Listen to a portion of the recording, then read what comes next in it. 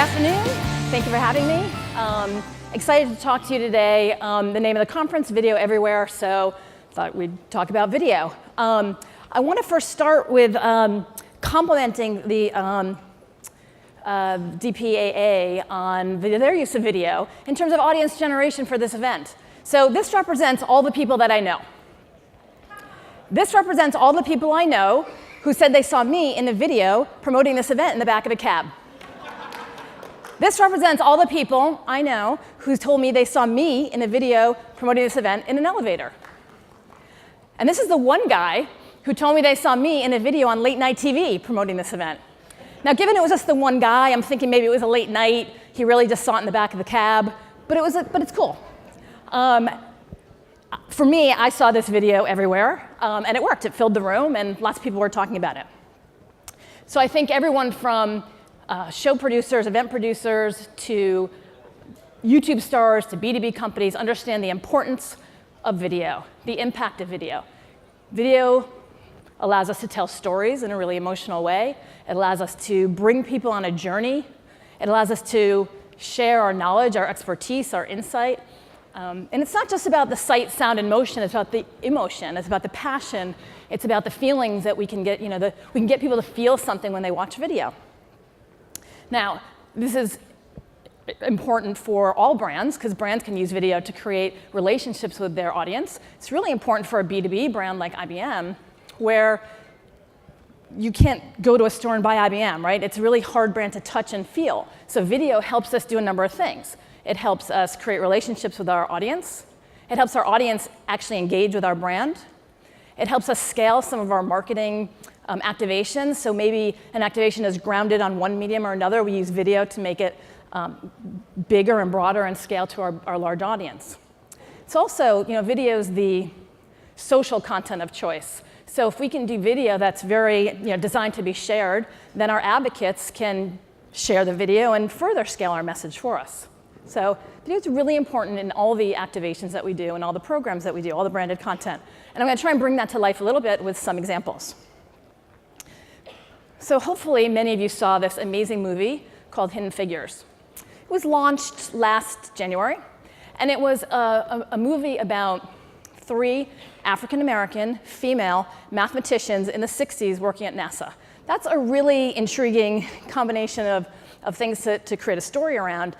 These women helped put the first American in space, and nobody knew who they were, nobody knew their names. Another character in this film was an IBM mainframe. So when Fox came to us and asked us to partner, we jumped at the chance, but not because of the mainframe, but because we wanted to be able to talk about our point of view on diversity and inclusion as it relates to STEM. So given it was a movie set in the 60s, we wanted to appear modern. We didn't want to look backwards. We thought, well, why don't we think about augmented reality? It was just about the time when Pokemon Go was coming out. We hadn't tried this before, but we said, let's start there. So we created an app, and say you're in a park with an empty plaza in front of you. You hold up your phone, and you see a bronze statue come to life. It's not actually there, but it's in your phone.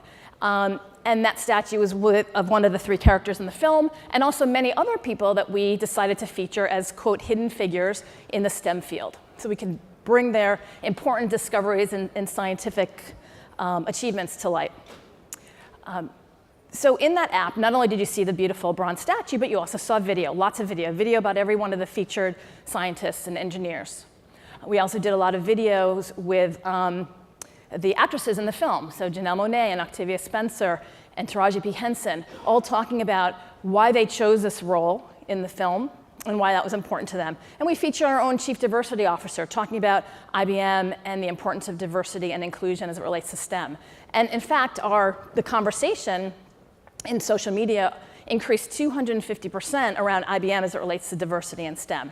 So that was great. So video is a really important part of this program. I'm going to play you a video, which is just kind of a campaign overview, so you can get a little bit more of a sense of this. In 2017, IBM partnered with 20th Century Fox's Hidden Figures, and the 7090 mainframe made its acting debut alongside Hollywood stars. Instead of raising awareness of IBM's role in history, we used the partnership to reveal even more hidden figures of science and technology to the film's young audience. We found brilliant minds who'd been forgotten because of their gender, race, sexual orientation, or disability. We started by telling the unedited stories of the central characters, teaming up with the New York Times T-Brand studio to augment our reality with statues recognizing their achievements, telling each figure's story with immersive audio, video, historical imagery, and written biographies. We also revealed women like Mary Walton, an inventor who solved the New York Railway's sound pollution problem, which Thomas Edison worked on for 6 months but failed to figure out, the entomologist who led the first ever scientific expedition, and the physician who pioneered modern preventative medicine. The augmented reality statues could be found in more than 150 geofence locations across the US. After celebrating hidden figures from history, we showed young girls a new set of stars to look up to, trading Vanity Fair's usual A-listers for astronauts and astrophysicists. We profiled women like Dr. Mae Jemison, the first woman of color in space, Dr. Jedediah Eisler, a brilliant astrophysicist, and Kimberly Bryant, the founder of Black Girls Code. We took our message to the world's biggest tech conference, where stars of the film shared the stage with educators and IBM diversity advocates, and the tech industry discovered AR hidden figures for themselves. IBM's supporting role in a Hollywood film gave us the opportunity to rewrite history and reveal missing role models that the next generation desperately needs. So video, huge important part of that, even though it was a 360 campaign with lots of elements. The next one I'm going to talk about is a project that enabled us to partner with another iconic brand, Disney, and the Star Wars franchise. This is a video series. It's a 10-part series, and it is hosted by a gentleman you'll see in the video who will be known by Star Wars fans. And he is partnered with IBM Watson, who helps provide some insights on the topics at hand. So what this objective here is to broaden the definition of IBM to a very specific audience, to give them a different perspective and be a little bit surprising and delightful to a certain audience that we really cared about. 5 of these have launched, so we're in the middle. And each one, importantly, features some technology from a movie. From one of the movies. So kind of taking science fiction or science fantasy and showing how that actually is science fact or science reality. Taking technology from a movie and showing, well, how is that technology actually being used today to create, solve real problems in the world? So I'm going to play the trailer, which is obviously an important part of this. This is Science and Star Wars. Every week, we explore how close real-world science has come to our favorite Star Wars technology. Joining me on the show is my friend here. Hello, my name is Watson. Here is my analysis of the scripts from all of the Star Wars movies. You get hurt in Star Wars, come back tanking with your body. That's starting to really happen. Join us here every week for Science and Star Wars. So each of the episodes has again, some real technology that they're talking about and showing the real-world application. We also have a website where you can go get even deeper content, more video content, play with some of the Watson APIs, find out some more information about the technologies that's being featured. So a little anecdote on this one is when, again, Star Wars fans will know that a new movie is about to come out. The trailer was just launched. When the trailer for the movie came out, people were searching for it, and often people came to the trailer for this series. And at first there was a little bit of disappointment, like, what's the deal? I want to find my Star Wars trailer. But we found that people were really engaging with this content, and we saw huge spikes to IBM.com, and particularly the area of the site that was about IBM. So we believe that a new audience that we're trying to reach really was engaged with these videos and came to learn more, and that's really kind of the point. So if you haven't seen it, IBM.com/Star Wars, the first 5 videos are out and 5 more to come. So I just talked about Watson. We believe that Watson, IBM's AI, cognitive technology, can solve many problems hand in hand with humans, right? Any profession, no matter what industry you're in, Watson can help. And that goes for creative industries such as music and fashion and art, and we'll talk about a few of those. Alex the Kid came to IBM for some help and thought Watson can help him, because the way he he's a Grammy award-winning producer. He works with Rihanna and Imagine Dragons and many others. And the way he gets his inspiration is by literally just talking to people. Colleagues, friends, neighbors, whatever. I have been at the other end of these conversations, and it's not easy, right? He just drills, like asks these really hard personal questions and keeps going and going and going. But that's not scalable. He can do that a few times a day. So he thought, well, maybe Watson can help him analyze cultural data across time and across different types of people and resources, and to give him some inspiration. So Watson analyzed a range of things, from New York Times articles to top Billboard songs to name millions of data points. So it was and gave Alex some insights. Where was kind of the cultural landscape? Where was the emotional landscape going? And he used that to be inspired to write a song. Video was incredibly important in this case, because this whole activation was about one song, right? But we could use video to really scale and talk to people about what really happened here. So there's a great behind the scenes video, which was a little long to bring, and I didn't, but with Alex talking passionately about how the use of technology enabled him to create something he could never create on his own. We have a video of him being interviewed by Elvis Duran of Z100. We have the music video, of course. We have this 30-second TV spot, which I'll show you. And if you're familiar with IBM, I'm sure it's not as close to you as it is to me, but if you watch our advertising, you'll see that we tend to be, show evidence and facts, right, and show our point of view. And sometimes things are so powerful, like music, we just don't need that, right? So sometimes the emotion can say a lot. So let me play this TV spot for you. We were two dumb kids, full of grand ideas.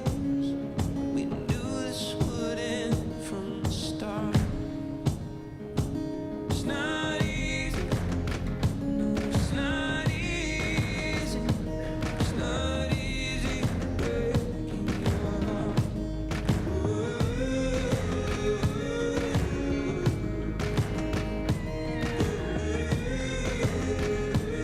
So the song was top Billboard hit. It was #1 on Spotify. And again, the song was the main activation here, but video enabled us to scale, and the videos were used very widely across the campaign.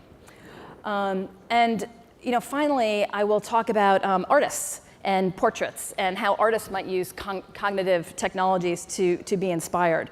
So if we think about portraits and people painting portraits, often people paint portraits of people they know or people they know of, or people who are important in history, and they want something interesting and unique to come out of the portrait, something that nobody's ever done before. But that's sometimes hard. So we challenged some artists to create some portraits using insights that we found from Watson. So Watson analyzed everything from patent write-ups to personal journals, photographs, illustrations, phone speeches, books written about the person, books the person wrote, letters to presidents, name it. Lots of information, and analyze the structured and unstructured data, come up with some insights that hopefully even historians hadn't thought of, or connections. Right, so there was people like Charles Darwin and Nikola Tesla and Josephine Baker. This one here is probably the least known of the folks that we chose. This is Thomas Watson, the founder of IBM, founded the company in 1911. And what Watson found in this case, by analyzing his writings, was that the themes and words and sentiments in his writings were really similar to that of lyrics and messages in rock and roll songs of the 60s. So this was well before the 60s, but found these kind of relationships. And that's something a person wouldn't find, right? Watson can find that. So what the artist did in this case was create an album cover reflective of 1960s rock and roll. Then we created a installation, right? So we were at the Cadillac House in Soho. We had all of the artwork in the room for a month. So this was an album cover it was a 3D album cover. There was a little immersion room. There was lots of video. There was a big puzzle. There was all kinds of, it wasn't just paintings, right? It was all kinds of immersive portraits. And it was there for a month. So not everyone could go see that for a month, of course. So again, here's an example of something that happened that's a face-to-face experience that we could bring to a broader audience with the use of video. This is a picture of kind of some of the other art, and you see in the middle here, there was a photo booth where people could go in and have an exchange with Watson, and Watson would print out a personal portrait of you. And it was made up of emojis based on your personality. So again, very immersive and very experiential, but then others could experience it through the video. By definition, a portrait is someone portraying a version of themselves. And I think the great portraits are the ones that reveal something that's hidden about a person. In my career, I've taken hundreds of thousands, maybe millions of pictures, and I'm always looking for something new.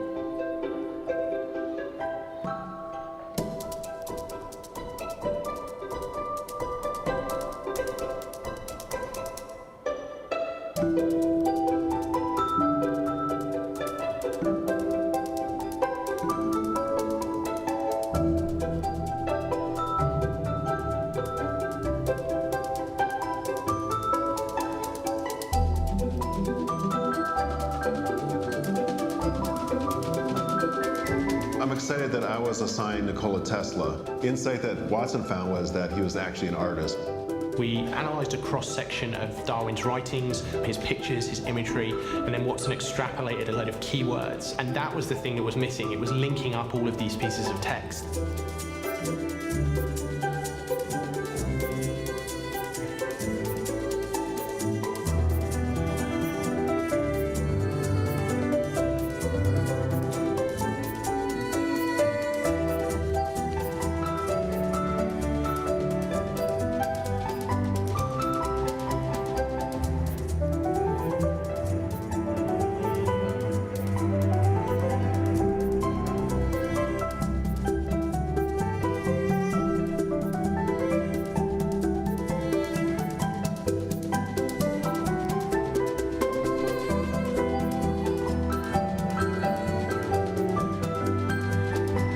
Art is very subjective a lot of the time, but actually what Watson does is he brings some objectivity to these things.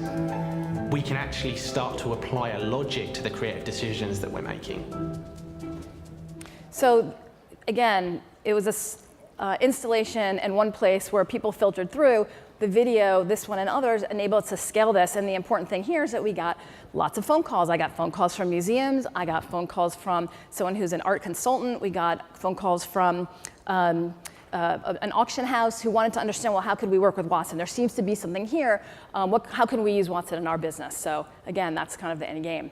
So I hope because of time, I'm helping the team get back on track. We're gonna skip this one. I didn't mean to press it if I did. And I just hope through those examples, you're able to see how a big company like an IBM can use video to connect with an audience, to enable our clients and prospects to experience our brand, and to really use video to scale our activations. Thank you. Everywhere from Rubin. That was great. Love the beginning too. Thanks so much, Anne.